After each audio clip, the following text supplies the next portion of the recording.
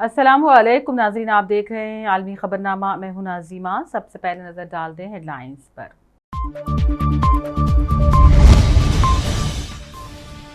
Israeli वजीर का मस्जिद अक्सा पर अचानक धावा। इस हरकत ने निस्फ दुनिया को हमारे मुकाबिल ला खड़ा कर दिया। साबिक इसराइली वजीर आजम का जवाब। रूसी फौजियों की हलाकत, मोबाइल फोन्स का गैर कानूनी इस्तेमाल मिसाइल हमले की वजह बना। रूसी वजारत दिफा ने की तस्दीक। पाकिस्तान और तमाम हमसाया ममालिक के साथ अच्छे ताल्लुकात चाहते हैं। अफगान तालिबान तर्जुमान का बयान, कहा इश्तियाल अंगेज और बेबुनियाद बयानात देने से गुरेज करे पाकिस्तान। हालिया बयानात को इंतहाई अफसोसनाक करार दिया।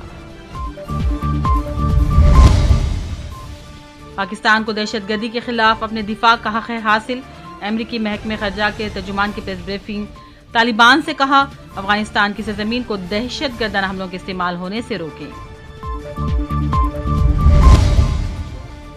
मुतअद्दिद ममालिक में चीनी मुसाफिरीन की कोरोना टेस्टिंग। चीन ने कहा बेबुनियाद है तमाम पाबंदियां, जवाब दिया जाएगा। और अमेरिका में नए साल के पहले 3 दिन फायरिंग से 130 से ज्यादा अफराद हलाक, 300 जख्मी।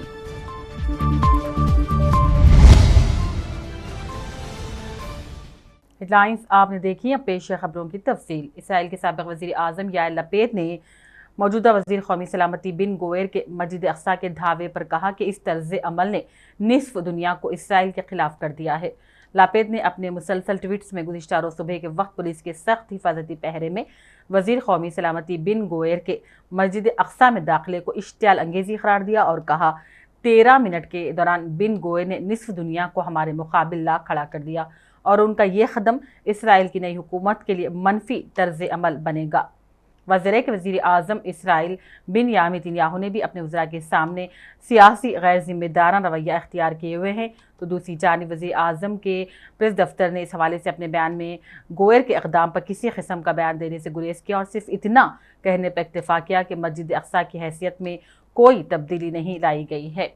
याद रहे कि वजीर बनने से कबल भी बिन गोएर ने मस्जिद अक्सा में जबरन दाखिले की मुतअद्दिद बार कोशिश की थी और फ़लस्तीनियों के खिलाफ पुरतशद्दुद मुजाहरों की हौसला अफजाई और नस्ल परस्ताना बयानात दिए थे। उधर रूस की वजारत दिफा ने यूक्रेन के मिसाइल हमले में 89 रूसी फौजियों की हलाकतों का जिम्मेदार गैर कानूनी तौर पर मोबाइल फ़ोन इस्तेमाल करने वाले फौजी जवानों को ठहराया है। वजारत दिफा ने कहा हमले की तहकीकात का आगाज़ कर दिया गया है, ताहम फौजियों की जानिब से मोबाइल फ़ोन का वसी पैमाने पर गैर कानूनी इस्तेमाल हमले की वजह और मौत का सबब बना। इसी वजह से दुश्मन हमला कर सका और मिसाइल हमले के लिए फौजियों के मुकाम का तयन करने में भी कामयाब रहा।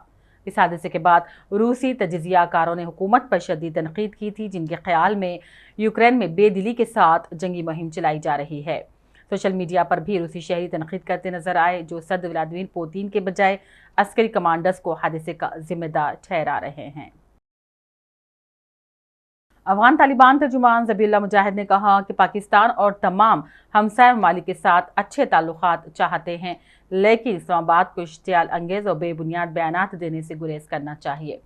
तालिबान ने पाकिस्तानी हुक्काम की जानिब से हालिया बयानात को इंतहाई अफसोसनाक करार दिया। पेश नाज़रीन ये तफसीलात। अफगान तालिबान के तर्जुमान ज़बीहुल्लाह मुजाहिद ने कहा कि पाकिस्तान और तमाम हमसाया ममालिक के साथ अच्छे ताल्लुकात चाहते हैं, लेकिन पाकिस्तान को इश्तियाल अंगेज और बेबुनियाद बयानात देने से गुरेज करना चाहिए। ज़बीहुल्लाह मुजाहिद का ये बयान उस वक्त आया जब कौमी सलामती कमेटी ने नाम लिए बगैर अफगानिस्तान की तालिबान हुकूमत पर जोर दिया था कि किसी भी मुल्क को दहशतगर्दों के लिए कोई पनाहगाह या सहूलत फराहम करने की इजाज़त नहीं दी जाएगी और पाकिस्तानी इस हवाले से अपने शहरियों की हिफाजत के तमाम हुकूक महफूज रखता है और बर्दाश्त न करने के अज़्म का अदा करते हुए कहा गया कि इससे पूरी ताकत के साथ निपटा जाएगा।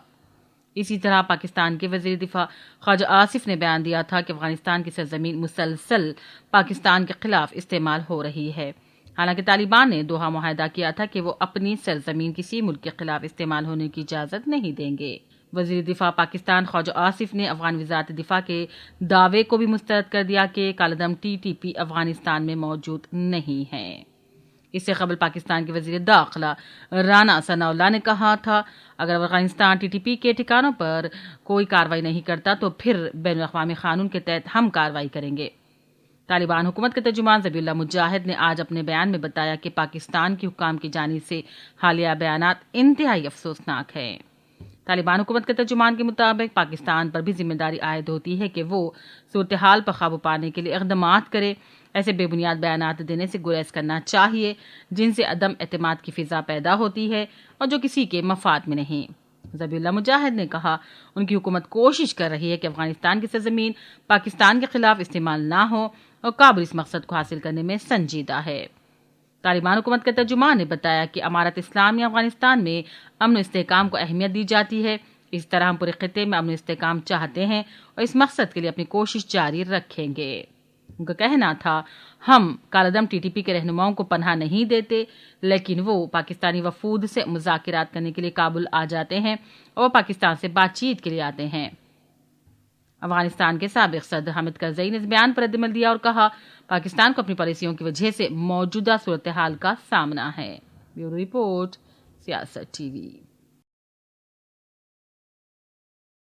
افغانستان میں القاعدہ کے رہنما ایمن الظواہری کی ہلاکت کے اعلان کو 5 ماہ گزر جانے کے بعد بھی القاعدہ نے تاحال ان کی ہلاکت کی تصدیق نہیں کی اور نہ ہی نئے سربراہ کا اعلان کیا ہے۔ امریکی صدر جو بائیڈن نے کہا تھا امریکی مسلح افواج نے افغان دارالحکومت کے اوپر پرواز کرنے والے ڈرون سے 2 میزائل ایمن الظواہری کی رہائش گاہ پر داغے جس کے نتیجے میں وہ ہلاک ہو گئے تھے۔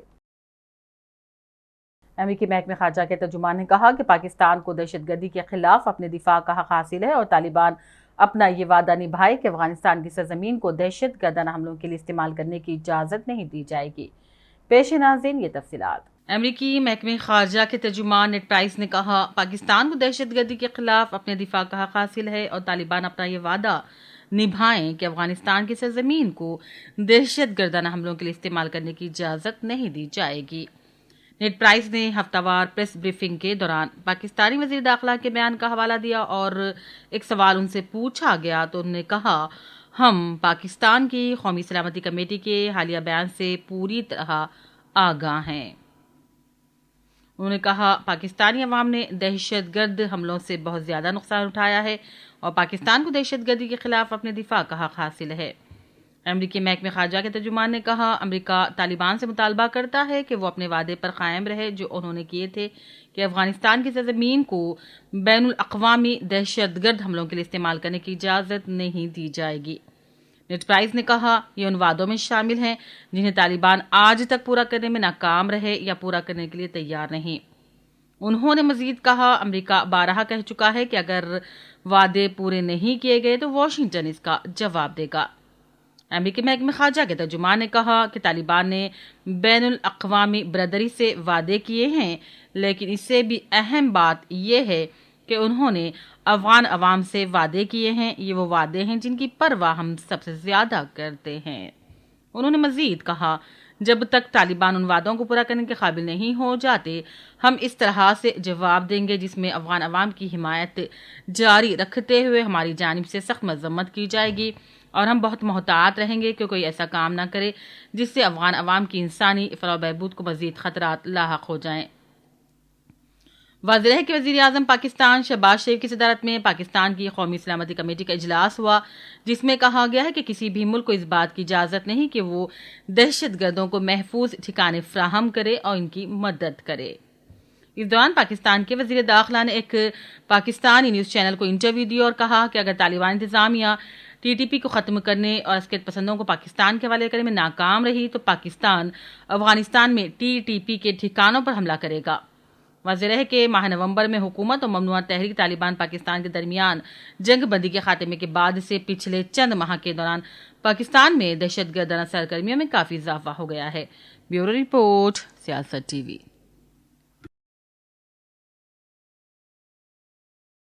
وینزویلا کے صدر نکولس مادورو نے کہا کہ ملک پر پابندیوں کے باوجود ہم امریکہ سے اچھے تعلقات چاہتے ہیں۔ سرکاری ٹی وی پر ایک بیان میں مادورو نے کہا وینزویلا موجودہ اور مستقبل کی امریکی حکومتوں کے ساتھ سفارتی اور سیاسی تعلقات کی بحالی چاہتا ہے۔ ٹرمپ کے دور کی مخالفت کرتے ہوئے مادورو نے کہا اس دور میں وینزویلا کو انتہا پسند پالیسیوں کا سامنا تھا، البتہ ہم اب امریکی حکام سے مکالمت چاہتے ہیں۔ انہوں نے کہا امید ہے کہ ہمیں امریکہ سے مثبت جواب ملے گا جو کہ اپنی انتہا پسندانہ پالیسیوں کو ترک کرتے ہوئے مثبت روش اپنائے گا۔ دوسری جانب مادورو نے برازیل کے نو منتخب صدر سلوا کو بھی مبارکبادی دی اور ان کے لیے نیک خواہشات کا اظہار کیا۔ روسی صدر پوتین نے روسی وزارت ثقافت کو سنیما گھروں میں حب الوطنی پر مبنی فلموں کی نمائش کا حکم دیا ہے۔ رپورٹس کے مطابق وزارت ثقافت کے علاوہ پوتین کی جانب سے ماہ نومبر میں فوجیوں کی ماؤں سے ملاقات کے بعد روسی وزارت دفاع کو بھی حکم دیا گیا کہ وہ دستاویزی فلم سازوں کی روسی فوجیوں کے بارے میں نئی فلمیں بنانے میں مدد کرے۔ ان بہادر روسی فوجیوں کی کہانیوں پر مبنی دستاویزی فلمیں بنائی جائیں جنہوں نے یوکرین کے خلاف جنگ میں جرات اور بہادری کا مظاہرہ کیا۔ ادھر میانمار نے آج 75ویں یوم آزادی کے موقع پر 7000 سے زائد قیدیوں کو رہا کرنے کا اعلان کر دیا۔ اس موقع پر فوجی پریڈ کی گئی اور فوجی حکمران کو 21 توپوں کی سلامی دی گئی۔ میانمار نے سن 1948 میں برطانوی راج سے آزادی حاصل کی تھی۔ یاد ہے کہ کچھ دن قبل میانمار کی رہنما آنگ سان سوچی کو کرپشن کے الزام میں مزید 7 سال کی قید کی سزا سنائی گئی تھی۔ متعدد ممالک میں چین سے آنے والے مسافرین کے منفی کورونا ٹیسٹ لازمی کرنے کے اقدام پر چین نے جوابی اقدام کرنے کا انتباہ دیا۔ چینی وزارت خارجہ کی ترجمان نے کہا، چین سے آنے والے مسافرین پر منفی کورونا ٹیسٹ کی شرط سائنسی طور پر بے بنیاد اور غیر معقول ہے۔ ترجمان کے مطابق چین بھی جوابی اقدامات کرے گا۔ واضح ہے کہ امریکہ، برطانیہ اور ہندوستان سمیت متعدد ممالک چین میں کورونا کیسز کے اضافے پر وہاں سے آنے والے مسافرین پر منفی کورونا ٹیسٹ کی شرط لازمی کر چکے ہیں۔ امریکہ میں نئے سال 2023 کے پہلے 3 دنوں میں فائرنگ کے واقعات میں 130 سے زیادہ افراد ہلاک اور 300 سے زیادہ زخمی ہو گئے ہیں۔ اس بات کا انکشاف غیر سرکاری تنظیم گن وائلنس آرکائیو کی جانب سے جاری کیے گئے اعداد و شمار میں بتایا گیا۔ اعداد و شمار کے مطابق سال کے آغاز سے اب تک امریکہ میں غلطی سے یا جان بوجھ کر 131 افراد ہلاک اور 300 سے زائد زخمی ہو گئے ہیں۔ ادھر پرتگال کے star footballer Cristiano Ronaldo نے باضابطہ طور پر سعودی کلب النصر کو جوائن کر لیا۔ رونالڈو گزشتہ روز اپنی فیملی کے ہمراہ پرائیویٹ جیٹ میں سعودی دارالحکومت پہنچے، جہاں ان کا والہانہ استقبال کیا گیا۔ ان کی باضابطہ آمد کی تقریب اسٹیڈیم میں منعقد ہوئی۔ اس تقریب میں رونالڈو اور النصر کے فینس نے بڑی تعداد میں شرکت کی۔ اسٹار فٹ بالر کلب کی جرسی پہن کر میدان میں آئے تو مداحوں نے اس موقع پر جشن منایا۔ کرسٹیانو رونالڈو نے پریس کانفرنس کی اور سعودی کلب النصر کو جوائن کرنے پر گفتگو کی۔ انہوں نے کہا کہ یورپ میں میرا کام مکمل ہو گیا ہے۔ النصر سے معاہدہ کرنے سے قبل مجھے کئی جگہ سے کھیلنے کی پیشکش ہوئی تھی۔ 37 سالہ فٹ بالر کا کہنا تھا، مانچسٹر یونائیٹڈ چھوڑنے کے بعد مجھے برازیل، آسٹریلیا، امریکہ اور پرتگال سے بھی پیشکش ہوئی، لیکن میں سعودی کلب النصر کو زبان دے چکا تھا۔ رونالڈو نے کہا، میں ہر چیز جیت چکا ہوں، میں یورپ کے بہترین کلب سے کھیل چکا ہوں، اب ایشیا میں میرا ایک نیا امتحان ہے۔ النصر کے ساتھ میرا معاہدہ منفرد ہے اور میں بھی منفرد کھلاڑی ہوں، اس لیے یہ میرے لیے معمولی ہے۔ رپورٹس کے مطابق رونالڈو اور سعودی کلب کے درمیان 2.5 سالہ معاہدہ طے پایا ہے، جس کے تحت النصر کلب انہیں 21 کروڑ 30 لاکھ ڈالر معاوضہ ادا کرے گا۔ آخر میں ہیڈ لائنز پر ڈالتے ہیں ایک اور نظر۔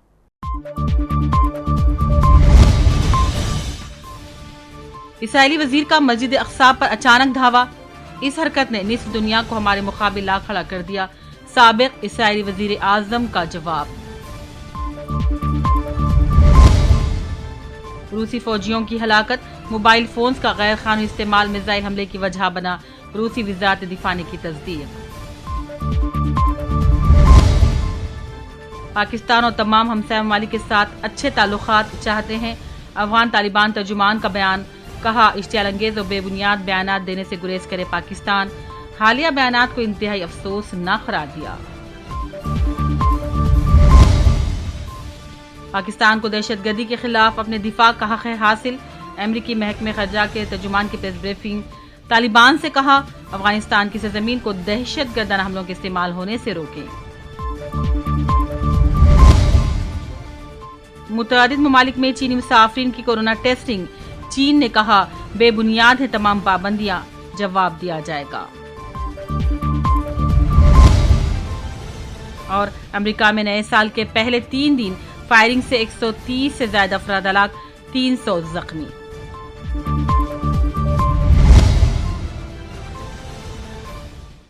اور اسی کے ساتھ عالمی خبرنامہ کا سلسلہ اب یہیں اختتام کو پہنچتا ہے۔ پوری ٹیم کے ساتھ دیجیے اجازت اور دیکھتے رہیے سیاست ٹی وی۔ اللہ حافظ۔